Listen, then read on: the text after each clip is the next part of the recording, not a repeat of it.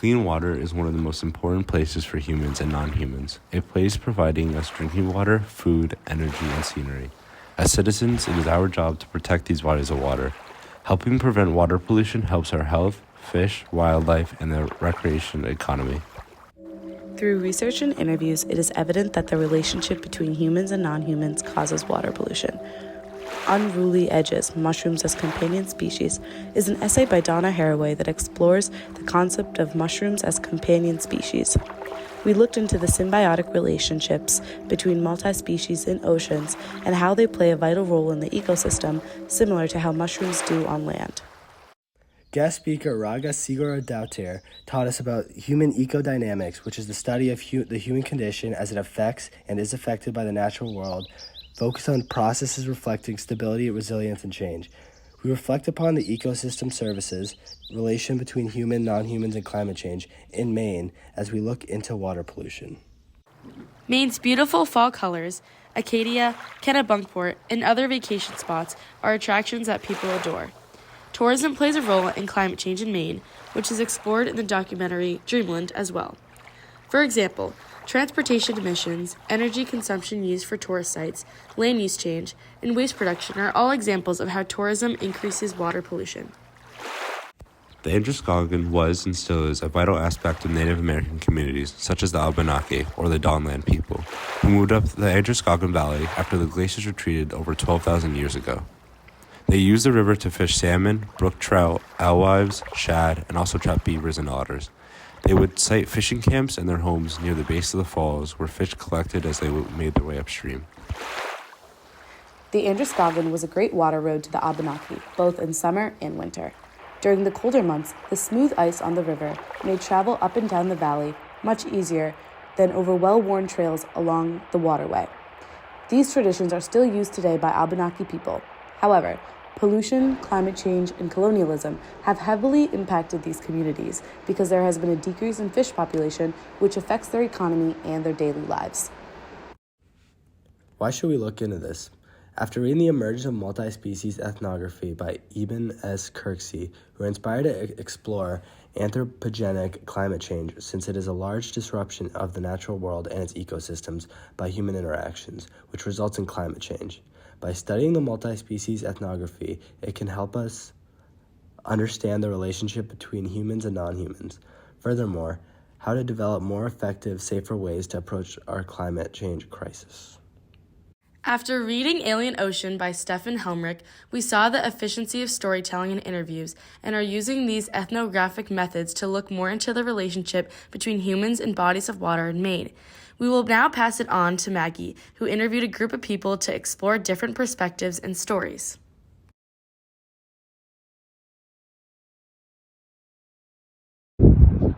Hi, what is your name and where are you from? My name's John. I'm from Pittsburgh, Pennsylvania. My name is Harold, and I'm from Kennebunkport, Maine. My name's Andrew. I'm from an hour outside of Seattle.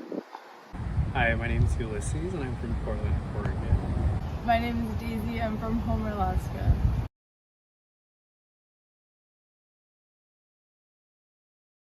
How have you developed a relationship with bodies of water and water at home? Well, where I grew up in Pittsburgh is where the mouth of the Ohio River is. So the Monongahela and the Allegheny join to form, one of the largest rivers in the U.S. As a kid, I would kayak up and down it and stuff like that. So. Well, mainly the water's allowed me to sail, and that has been great, for meeting friends and stuff, and I've done it forever. So yeah, I love it. Well, we're really near this thing called the Puget Sound, which is this big, thing of water. I don't know, it's not an ocean. It's not, not an ocean, though. So it's pretty cool. There's lots of little sea creatures in it that we learned about as a kid. We like to go out on boats and learn biology and stuff sometimes. But I live, near the mountains, so we get rain, too, so it's cool how, the ecosystem interacts and stuff. So the Willamette River is pretty important to Portland, Oregon. It sort of splits the city, and it kind of delineates the east side from the west side. A lot of people also tend to use the water to go swimming, but it's also a really big place for pollution throughout Portland's history. I would say my life at home revolves around the ocean. for fishing, and most of the jobs in Alaska are based on the water. As a kayak guide, and I grew up fishing with my family. But a lot of my friends commercial fish, which is how they make pretty much all their money. And my family. How has this differed with your relationship with water at school in Maine? It's a little different because the Androscoggin is kind of nasty. I don't really think you are supposed to kayak on it. I don't think you really can. You know, you can't really interact with it quite as much. So yeah. Honestly, it's pretty similar because I've continued to sail both at Kennebunk and here at school. So it's been instrumental in meeting people and maintaining relationships, long-lasting ones. Well, now I associate water with like specific places because we don't live up on the coast as much. We have like bodies of water that are cool, like the puddle and stuff. And there's this lake that's big near here. I don't know the name of the lake because I'm bad at geography, but it's a big Ring? lake. No, not Ring. It's like this big lake. Yeah. I wouldn't say it's differed. I think it's become less important in my life at Bates. I normally take like public transportation in Portland, and to do that, I go over the bridge, over the Willamette River. Here, not so much. I don't have that much interaction. I think that my life revolves less around water here. I go on walks along the Androscoggin sometimes, but other than that, pretty much just for like recreation.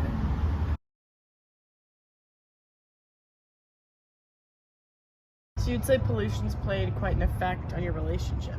Oh yeah, absolutely. It's probably like the one most important thing. Yeah, pollution's a bummer. There's no other way to put it, and we've seen the ramifications with tides worsening and through carbon emissions, and mainly pollution on the beach as well. So it's like sad seeing cardboard or random stuff wash up because that impacts all the animals in the water, in the ocean in Kennebunk, or even here at Taylor Pond for fish and other animals there. So yeah, it is sad, and I think we can all agree that it's a problem that needs a lot of attention to fix. The puddle turns like rainbow colors sometimes. It's very interesting. Also, pollution is bad. It's definitely something that I look out for a lot. So back home, the Willamette River has a lot of like sediment pollution. It's also like where people tend to dump a lot of water in there, or a lot of like other things into the water. And so I can see that a lot. It's normally what I look out for. I think in Alaska, a huge problem is oil spills historically, and also like mining. So a lot of work in Alaska is being done to stop mines, and then single-use plastics. Also, a lot of plastics get swept up to Alaska by currents. So yeah.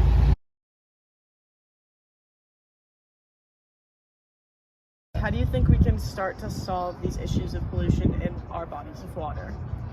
I mean, I already know that for a while, like the EPA has been trying its best to clean up the Androscoggin, but at the same time, I feel like, I don't know exactly what should be done, but I know that something does have to be done. Thank you so much. Yeah, absolutely. It's been a pleasure.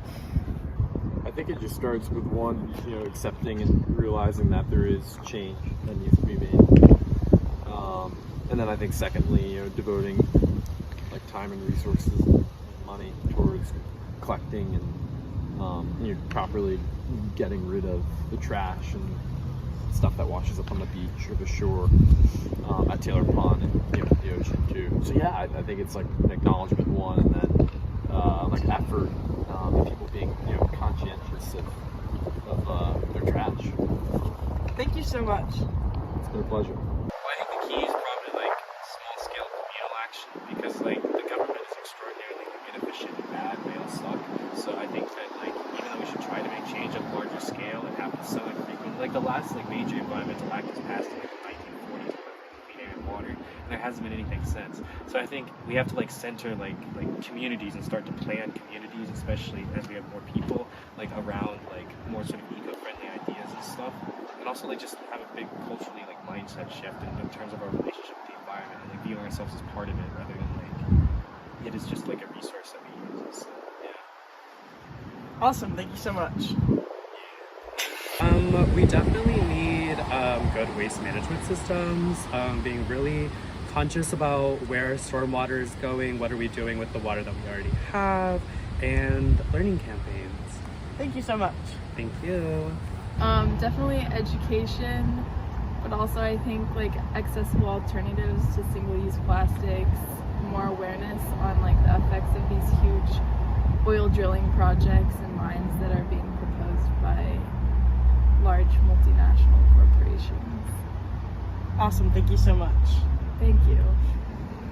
It is evident that people utilize and appreciate the importance of water in Maine in their own ways, but also recognize how we are harming our environment at the same time.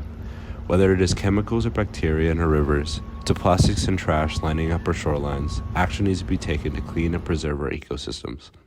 This pollution not only affects the water itself, but all of the aspects of plants and animals that depend on it. There are a lot of organizations that are helping to create a dent in pollution, such as Greenpeace, Oceana, World Wildlife Foundation, Coral Reef Alliance, and many more. Although government intervention is necessary, we need to recognize that each small step can make a difference. Community action is the first step in making a change and investing in and preserving our coasts, rivers, and lakes. For further generations to thrive, we need to change our ways. We can do this by recycling, eliminating our use of single-use plastics, practicing conscientious tourism, and knowing the culture of where you are traveling to. We need to respect the land and sea, think about what we consume, and we can help preserve our waters for generations to come.